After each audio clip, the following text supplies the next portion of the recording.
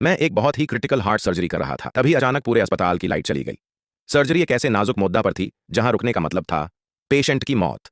Light जाते ही सब घबरा गए और मुझे सर्जरी रोकने को कहने लगे, लेकिन मैंने अपनी आंखें बंद की और पूरा फोकस किया। मैंने ये सर्जरी हजारों बार की थी। दिल का एक एक हिस्सा मेरे दिमाग में छपा हुआ था।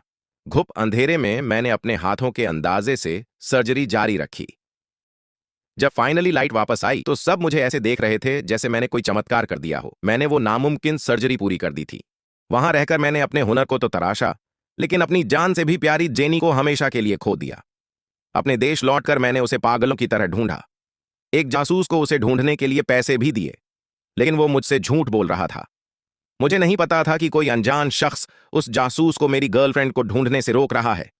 जिस अस्पताल में मुझे जेनी जैसी दिखने वाली एक लड़की दिखी, मैंने वहीं काम करना शुरू कर दिया और उस जासूस को जेनी को ढूंढने के लिए अपनी आधी सैलरी दे दी। अस्पताल के पहले ही दिन मेरी मुलाकात डॉ ओ से हुई। मैंने सबके सामने उसके साथ थोड़ा मजाक किया, जिसका इनाम मुझे घुटने पर एक जोरदार लात से मिला। तभी वार्ड में एक इमरजेंसी आ गई और मैं तुरंत वहां भागा।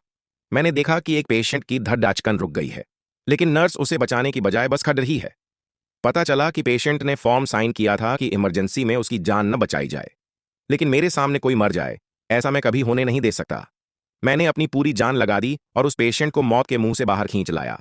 लेकिन जैसे ही मैं उसे आगे के टेस्ट के लिए ले जाने लगा, मेरी नजर उस पेशेंट की कलाई पर बंधे एक लाल ब्रेसलेट पर पड़ी। उसे देखते ही मेरे होश उडेच गए। ये वही ब्रेसलेट था जो मैंने बचपन में जेनी को दिया था। आखिर इस पेशेंट के पास जेनी का ब्रेसलेट कैसे आया? मैंने तुरंत रिसेप्शन पर कॉल करके उस पेशेंट की डिटेल निकाली, और जो सच सामने आया उसने मुझे हिलाकर रख दिया। वो पेशेंट कोई और नहीं, डॉ ओ की मां थी। क्या डॉ ओ ही मेरी जेनी है?